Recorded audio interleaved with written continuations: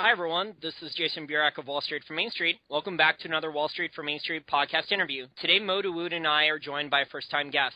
We have enjoyed a lot of her interviews about commodities and technical analysis, and I think she brilliantly combines fundamental and technical analysis for fusion analysis. She is Lindsay Hall, Chief Market Strategist for RMB Group. She has over 10 years experience trading and analyzing worldwide financial markets. So thank you for joining us here today, Lindsay. Thanks, guys. It's a pleasure to be here. Lindsay, I want to start off talking about your technical analysis methodology and strategy that you use. Now, you look at a lot of different markets. You look at the stock market, the commodities markets, companies. A lot of traders out there have their own little strategies for how they interpret the chart. Do you have any different strategies regarding technical analysis for different markets, or do you have a one-size-fits-all? For me, it's kind of like a one-size-fits-all. I think that charts are charts. Technically speaking, I think charts are charts.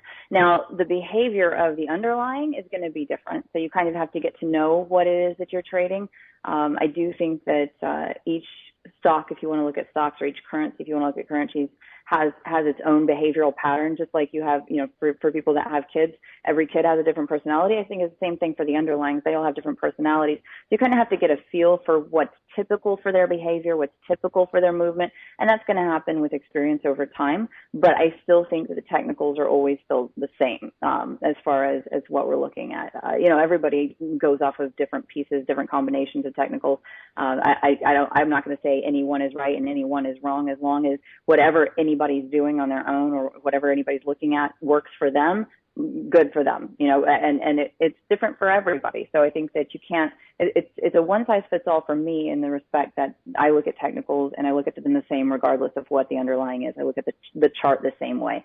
But I don't think that it's a one size fits all for each individual, because everybody has different comfort levels and different things that they like to rely on. Some people want to look at 10 or 15 different technicals and find a good combination of all of them to get their magic go signal or their magic exit signal. And some people really just keep it simple. So it just depends on who you're speaking with as to what their preference is. Even if you're talking about moving averages and things like that, everybody has a different timeline that they like to look at. So I think that the chart patterns and things like that, those are always going to be the same. What people's preferences as far as adding layers or subtracting layers or looking for that magic formula, that's up to the individual, I believe. And for people that are not familiar with your work, you look for pattern, or do you use indicators mostly? I look at both. I do like patterns a lot. I think that they're great when you can layer them with fundamentals.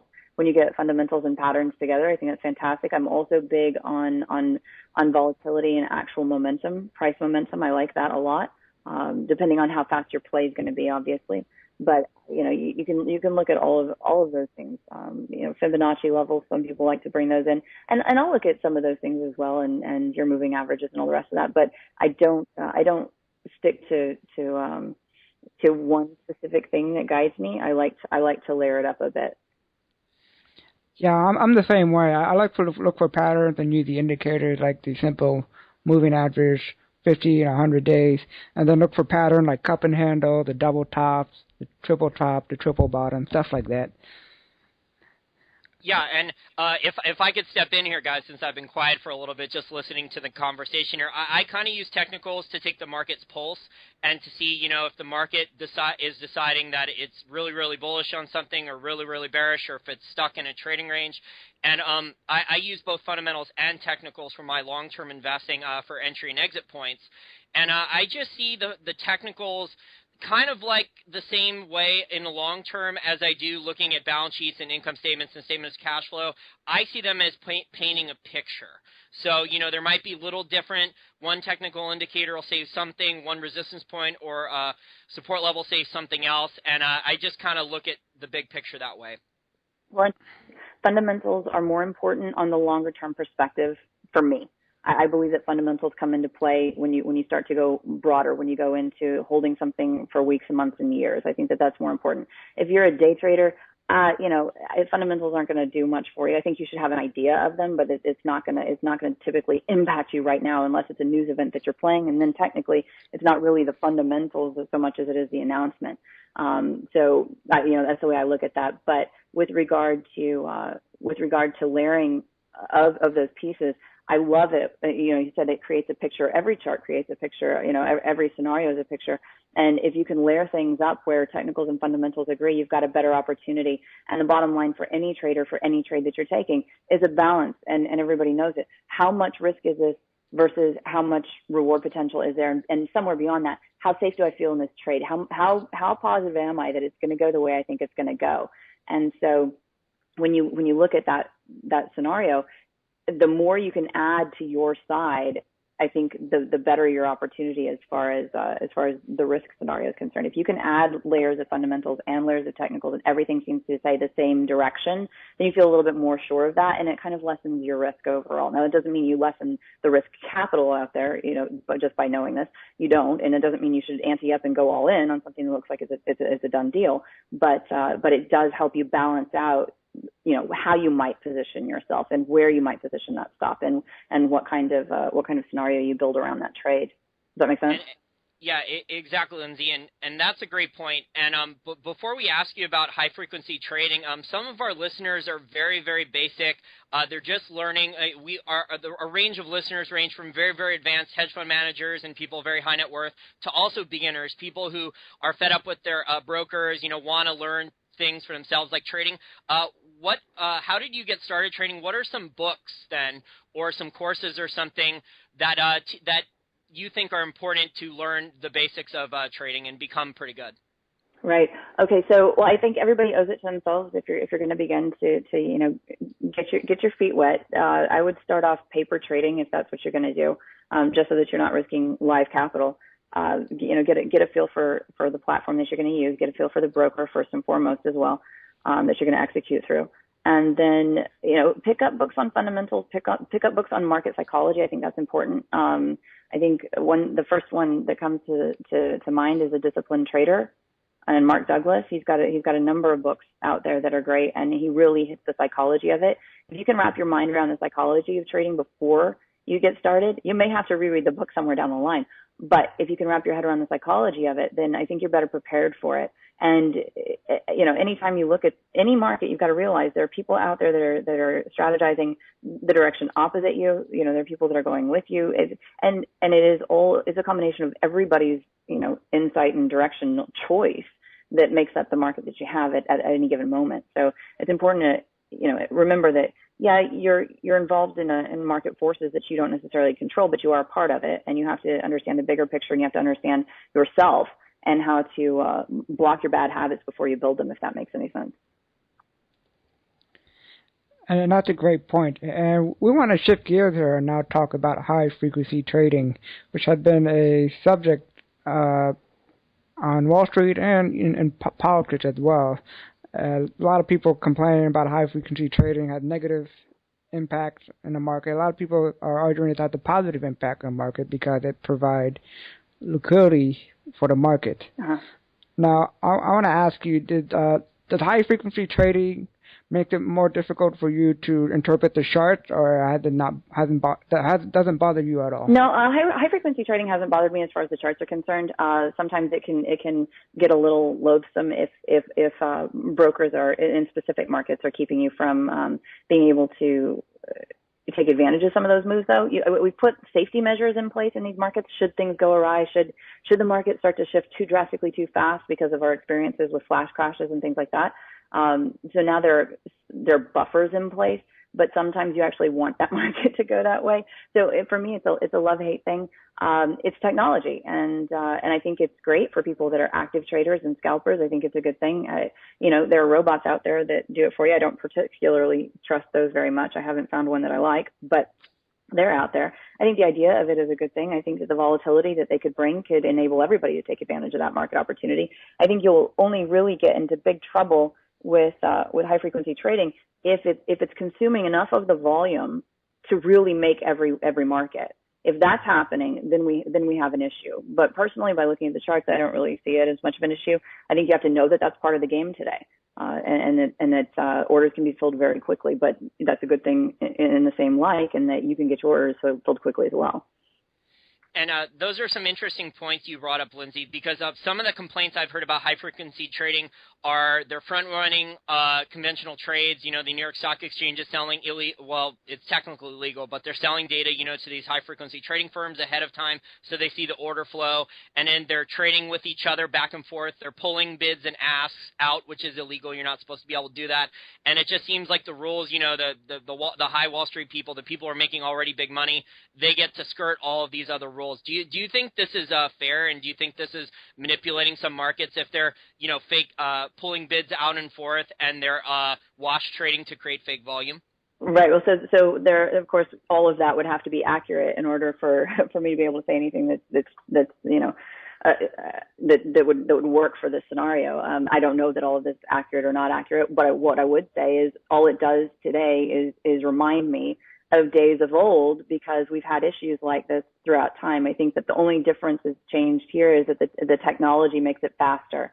You know, I think that this kind of thing we've had historically throughout the markets. We've had issues like this historically speaking. I think this has just amped it up a little bit. It's kind of like things that used to be, but on steroids now because it's larger and faster. Does that make sense? Yeah, exactly. I would completely agree with that, because the volatility is just enormous and it's so rapid, and it hurts, you know, the retail investor who doesn't trade, who doesn't know how to hedge, a professional who doesn't buy all their position once or who knows how to hedge. This doesn't really hurt them at all, because, you know, if a stock you like drop, for example, if a stock you like, they have a little bit bad earnings and the market overreacts, stock's down 20% in a day or 2 days or after hours or whatever, you just buy more. But a retail investor would have, you know, spent all of his capital buying a position at once instead of layering in. That's true. That's true. And so what I would have to say is that for anybody that is participating in a market that could be impacted by this, realize the potential for the volatility. Really carefully consider where your stops are. In addition, you know, I would say if you intend to hold long term, then stay the course if that's what you feel is important. Understand that there's going to be some volatility. Now, if of course, you know, some bad news comes out, fundamental influence, you know, somebody goes bankrupt, somebody's getting investigated, anything like that, of course, that's not the same thing as an impact via you know, this type of rapid transaction scenario. It's not a technology issue. It's something else. But if it's that kind of situation, then you're going to be in trouble. So, you know, if you're involved in something that you don't want to have for a longer term hold, then you're going to be more sensitive to these issues, I think. And one of the things that a lot of regular Main Street investors don't do much is hedge their positions. Correct. And we have a lot of people ask us, you know, I'm worried about the market's going to crash next year, or gold and silver might crash again. Should I sell all my holdings, even though they don't want to? Right. So what hedging strategies could people on Main Street use to protect themselves? What do you recommend? Well, there are a number of different ways to do it. You know, there are a lot of ETFs and things like that, but the problem for me with ETFs is that you're going to have a lot of, you have overhead and managerial pieces that go with it. And beyond that, they're traded within the stock market. So if you're worried about the stock market failing, then, you know, they live within that same market. You know what I mean? So it's an interesting situation there. You could also do something like what we do at our firm, which is the RMB Group. We will use options to hedge that stock portfolio. So if you have a stock portfolio that you're worried about, we can help you do it with options. And you can look into it yourself, of course. But it's one of those things where you just kind of have to figure out how much do I have in the market? What's my portfolio look like? What am I nervous about? What am I scared about? And then, you know, it's used for or has been used for decades, you know, talking about options as insurance. It's that kind of scenario. You know, you hear the term hedge all the time, but a lot of people don't really understand what that means. And it could mean that you're going to take a little bit of a hit along the way, just to make sure that your bigger position remains, you know, functional, intact, and preserved. And so by coming over to the option side of things and using an option strategy, you could potentially limit your risk. On the option side, you'll spend less money because it's an option, and then you'll still have your balance covered. And then if the market starts to fail, as your portfolio draws down, your option should come into the money, or you may already buy it in the money, depends on who you are and what your strategy is. But it makes sense to take a position to protect yourself. Just like in gold, you know, this year we saw massive failure on gold and silver. And it's funny because last year I was talking to people and I said, you know, if you have a large physical position, you should be utilizing options, or at least think about it, to hedge your metals position, to hedge your physical. And if it fails, make some money on it, and then if you make some money on it, take that money and reinvest in gold. Because what I got from everybody is, oh, I'll just buy more. Well, now that the retracement was massive and not just a little bit, everybody's a little bit, upset, obviously, about the failure. But, I still get the, oh, I'm just buying more. That's great. But at the same point, if you could earn the money to buy more physical, that's a better scenario, I think, than just continuing to buy and dollar cost average. But, that's my 2 cents. That's good. You're still hearing people say, oh, I'll buy more, that are sticking with it, that understand the fundamentals. But yeah, most of the people we talk to, it just seems like sentiment has really shifted. And if besides the other hedges that you mentioned there, inverse ETFs and options, which I think are great, options are a good form of insurance, pretty cheap insurance too, especially in a market where it's going up. The downside protection is very, very cheap then when the market's going up. But the other form of insurance, for a hedge, I think that people don't talk about is just holding cash, keeping cash on the sideline, dry powder for opportunity. Right. Well, you do that, and then we get into the interest rate conversation, right? And inflation and all the rest. Even though inflation's lower than the government wants it to be, cash is never a bad thing. Cash is king. Still, I think there are a lot of gold bugs that would argue that. I think that it's good to have something that's liquid. I think it's important also for people to have physical metals as an option. Of course, you can't put everything into gold, and you do need something that's liquid, and liquid would be cash. I do think that that's important, so I agree with you there. But the one thing you do have to pay attention to is be careful where you're putting it. A lot of people run for safety to Treasury and to fixed income, and it is the worst place you could be right now. The impending shift with yield shifting, it's the worst place to go. And the hard part is that we have been trained for decades. Oh my gosh, I'm scared. Something's going to happen. It's bad. I'm going to pull everything. I'm going to run to bonds.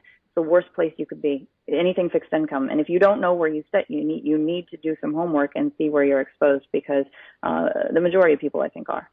Yeah, and treasuries used to be called a risk-free rate of return, and now they're the exact opposite. There is, Jim Grant says, an interest rate observer, rate-free risk. Good.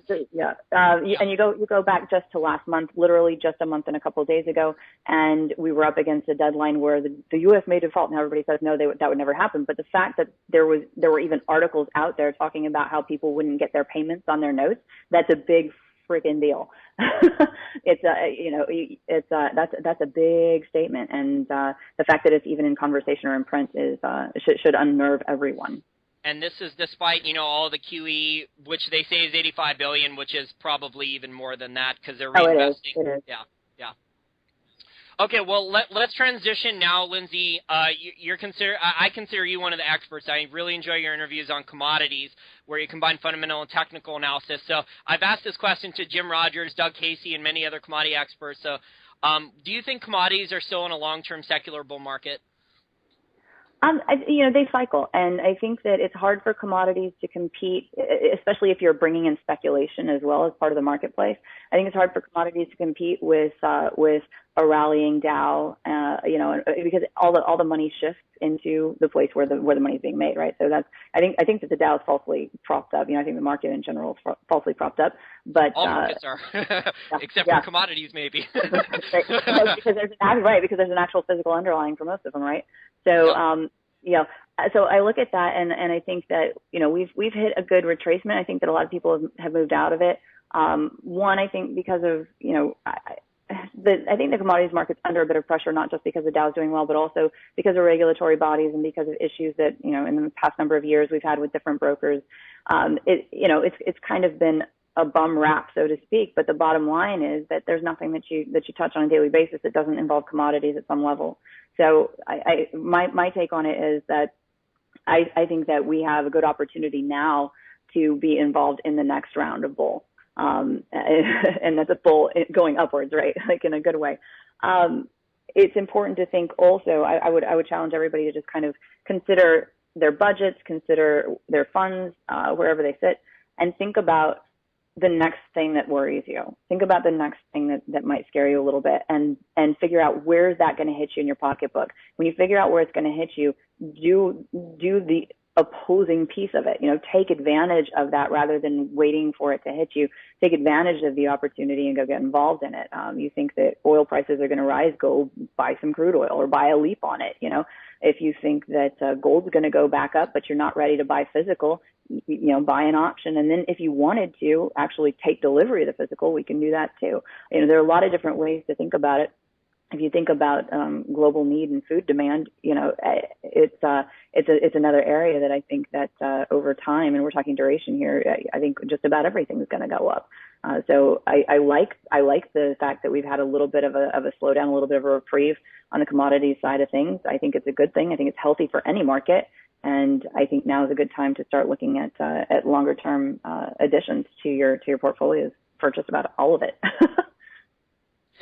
And one of the commodities that's been stuck in a cycle in the past couple of years is oil. Oil had gone up to as much to 110 and fall back to around 80, and it's been going between that price for the past couple of years. Every time the economy picks up, it seems like the oil price will start to go up, and then when the economy contracts, the oil prices go down. Do you see the price of oil stuck in a trading range for the near future, assuming there's no war in the Middle East? Right. Well, if anything happens over there, it'll pop in a heartbeat. But when you look at it, the interesting thing is that crude oil has been in a range. Even over the last year, a year and a half ago, we had come down near towards 75. Didn't touch it, didn't break it. And I commented a year ago that was a good thing and it's a positive. I think that, I don't personally see oil breaking down 75 at all. I think that 75 is, if we break it down, I would be shocked. Right now, personally, I'd like to look at maybe $84, $85 as a baseline. If that could hold, I think I'd be really happy with that. As far as the bigger overall trend, you're really stuck between 75 and 115. I think is your ballpark. And again, you have to remember that we were at 147. We took it all the way down to 30. That, of course, in my eyes, I think that's manipulation on a lot of levels, because there's no way that true supply and demand caused that kind of shift. But the fact that we came up, we settled out, and we didn't break down our barriers, and we're really kind of using 90 right now as a baseline. I think that's interesting. On a monthly chart, though, if you look at it, you have a potential for a little baby head and shoulders that could take you back down to 80. I don't know. I would like to see 84 or 85 kind of be our new bottom and see it expand beyond that. To call it a true break, though, I think we need to break above 115 easily, and then kind of hold that as a baseline at that point. But how quickly that's going to happen, I'm not sure. We've been in a broader range. It was almost like a pennant formation between 2009 and 2013, the beginning of the year. And it gave us a little bit of a break, but we've retraced that now. So again, I think we're pretty comfortable where we sit. I'm not looking for anything massive to happen in oil tomorrow, but I think over the next couple of years, I think it's pretty easy to come back up and break the high side on it. I don't envision us breaking the low end of it. Yeah, sorry if I can add some points real quick. From a fundamental standpoint, I think I don't think any economy can handle, oil when it was at $145 a barrel. It was just too high for gasoline for the real economy to handle, given, that people are dealing with part-time jobs and things like this, inflation in food and stuff like that. And then, you mentioned the support levels of the oil chart. I think those are clear support levels for a lot of this shale oil production that has been going on. It's not cheap oil. It's a lot of oil. It's a humongous amount of increased production, and it's great, that the oil entrepreneurs in Texas and North Dakota and the Permian Basin there in New Mexico and Texas border there are doing all these great things with horizontal drilling and fracking stuff, as long as it's environmentally friendly, but it's not cheap oil. No, and beyond that, everybody's talked about, the United States is going to become an exporter. Well, fine, but what happens when they export it? You think that's going to lower your prices here at home? Probably not. And also, the mandatory government policy to have oil not too high, but in a reasonable high price, because a lot of countries rely on oil prices as revenue, and they use that money to fund all their social program and campaign promises, especially in the Middle East. So they need oil prices to stay high. Sure. So I don't think oil prices are going to go back to 50 or 40 unless we have a major deflationary environment. Well, I don't even know if we could support the production of it at those levels. I don't know that could even be supported on a fundamental basis to be that low. I agree. So again, I think 75 would be a knock in the head if we drop below it. Well, I would be very surprised. I personally would like to see 84, 85 as our new baseline, personally. And then again, you can trade it. I mean, you could trade it range bound, but this thing has been range bound, as mentioned, for the last, it started off the bit of the pennant and turned into more of like a sideways channel, is kind of what it's looking like. But for the last 2 to 3 years, we've kind of seen it that way. And so, if you want to be involved in the break, playing options on it is a good thing as well. You could also, evaluate your ETFs and whatnot, but your ETFs are never going to move as closely to the real price of oil as an option on oil futures. And that's a good point. But for our listeners there who don't want leverage, I think there's also a lot of good oil-producing stocks that are selling with dividends, so they can get paid to wait instead of trade. Yeah. Well, and you can look at the function, break everything down and look at the infrastructure. Look at what's necessary for export. Look at what's necessary for all of those pieces. I mean, you can look at the refineries. You could look at the pipelines, right? Exactly. Yeah, the master limited partnerships, the pipeline companies have just been killing it since 2009. Those things some of them are up like 300%, and their yields just keep increasing. They keep increasing the distributions. Yep. Okay. Mo, you have another question now? Yeah. No, I'm fine. Go ahead. Okay. Let's transition, Lindsay, now to gold and silver, because our audience likes hearing about that. And you're very good with the charts. What technical hurdles would you need to see gold and silver overcome to break out of their 2-year-long cyclical bear markets? You know what? I don't personally think that. I don't know. Everybody's going to be different again on their approach. I don't dislike buying gold now. I don't dislike it. I think that we have I think we've had a significant retracement. I think it's in a comfort zone. Personally, risk reward wise, and again, this is my own personal risk tolerance. Personally, it doesn't, the bottom falling out of gold, it doesn't scare me from this point forward. I mean, it can still, I think there's potential for it to come back down and test 1170. If it breaks it, I would be surprised, but it doesn't mean it can't. It could. I'm okay with it at this point. It had a significant retracement. It popped up a little bit. It retraced some more. It tried to make a head and shoulders pattern on the weekly chart. The head and shoulders pattern failed. It's holding above 1250. If we can hold above 1250, I think that there's a good opportunity for that to just go ahead and again be a new baseline for it. 1170 though is really my crux. So if you buy it at 1250 and you think, that's it. Well, I'm not going to say that's it. We could drop back down. Beyond that, I think, if you get to 1170, I'd be nervous. But literally, if you break below 1,000, I would be stunned. Right?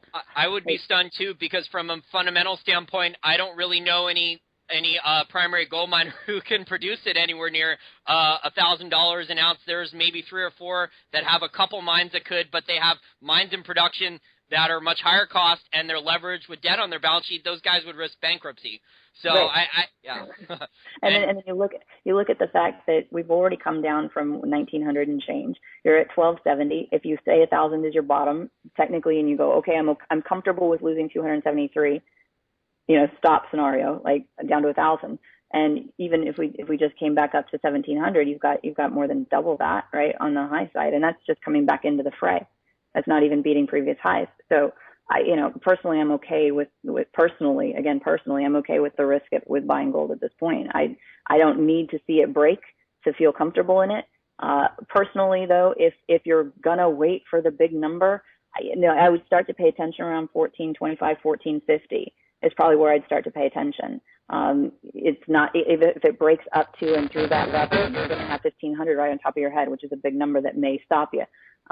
So if you wanted to ultimately wait, you'd wait till after 1,500 for a serious break. But I would rather be in early than late.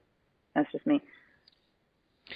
Yeah, and technically, I mean, gold and silver would do for a correction. And for gold, it's been going up double digit for the past 12 years. So the correction was near, and it happened this year. A lot of people didn't see it coming because, the Federal Reserve, they put out QE3 and they thought gold would go up over 2,000, and it never happened. Yeah. Well, and the one thing you do also have to consider is that if if the dollar starts to rally when interest rates start to shift, if that happens, and I don't see the dollar getting super strong, but if it does start to happen, that again can be an impetus for gold and silver failures. But again, I think that my hard line is 1,000. I would be surprised though if it breaks below 1170, personally. And gold and silver run pretty much in tandem. I mean, their charts they're pretty similar. And for silver's 1120 is what I'm thinking. It's hanging around that territory. Unfortunately, it hasn't been able to really break above 25 for a while. But the fact that it's trying to stay above 20 and keep its head afloat, I like that fact. With silver, I'd be surprised if it breaks below 18. I think 18 is the 1170 of gold. Yeah, no, I don't think we've done a lot of work on the all-in production costs of a lot of primary silver miners, and there's really only a few that can even produce anywhere near $18 an ounce. So that would be very bad. That would destroy the supply side, and then, you look at the demand statistics, some of the real stuff, and demand from India is exploding for silver, demand for gold from China is exploding, so it's just counterintuitive what's happened with the charts the last couple of years. What's happened, I guess it's been the trend traders who have sold off, who made a lot of profit in 2011, right? Yeah. Well, the interesting thing too is that you've got to keep in mind with silver specifically, there's a lot of industrial use for it as well. So there are a lot of people fighting over the same physical. And silver, technically, if you go back in time, silver actually outpaces gold. Yeah, and that's true. And that's what I like about silver as well. It has a monetary history, and it also can be used in the industry as well. Thousands of uses, yeah. Yeah, a lot of it. Medicine, solar panels, smartphone, electronics, and those stuff are not going to go away. Mm-hmm. So that's why I'm more bullish on silver than gold, because percentage-wise, it's going to go up higher than compared to gold. Yeah, I like silver. Okay, well, Lindsay, I have one more question here. This is about the New Orleans Investment Conference we were talking about before I start recording. You recently attended New Orleans Investment Conference, which is known as a precious metals and hard asset conference. How would you characterize the attendance compared to past years, and would you characterize sentiment towards precious metals and commodities as extremely bearish? Okay, so the New Orleans Investment Conference is a great conference. I've been there for the last 3 years. I've had a chance to MC and speak this year as well. And while it has historically been considered, hard assets, I think a lot of that is still there. There are new vendors popping up, new sponsors popping up in different areas, which is always interesting to see, because you'll see investment opportunities that are branching out beyond your typical market space, which is nice. The attendance this year was actually, I think, higher than last year. Last year was a little bit low. The timing was a little bit different, so I'm not sure what impacted that. But I think that I don't think that people are super, super bearish to metals. I think that people got hit by the metals failure. I think they got surprised by it. I think that they didn't hedge it. So I think they got burned a little bit. But for your true gold bugs, they're going to stay regardless, and they will always be bullish. And I think that hasn't changed. So I think that that talking to people there, I didn't get the feeling that people were super, super bearish to metals anymore. But you could still feel the burn, if that makes sense. You know that people got burned by the failure, because the majority of them probably did not do anything to protect against that fail. Yeah, and I think hedging is something very important for our listeners to learn there. I wrote an article, actually, for Financial Sense, the website, in April of 2011 when silver was at 48. It's like, yeah, silver could go a lot higher, but, insurance is really cheap now and you don't need it. So I was like, you can buy it now just in case. It's there on Financial Sense's website under my archive for my articles if people want to fact check that. But it's just amazing, though, that people the way people can't deal with losses, and then you tell them beforehand about hedging, or, you try to get them to read some books or pay for some consulting or some other types of educational stuff so they can learn, and then they don't want to do it, and then they complain that, oh, you lost me 50% or 100 or whatever, and then they didn't do anything. They could have prevented it themselves easily. Right. So bottom line, I think, for this conversation even is, going to technicals and fundamentals and all the rest of that, what everyone needs to understand is that markets will always be markets. There will always be motion up and down. And when something has gone one direction for a long time, it will go the other way. Be ready for it. Prepare for it. Take advantage of it even. And that's a great point. Well, Lindsay, we appreciate you coming on for a Wall Street from 8 Street podcast. If people want to find out more about what you do, where can they go? They can go to www.rmbgroup.com. Okay, great. Well, thank you for stopping by. We appreciate it. Thanks so much. I enjoyed the conversation.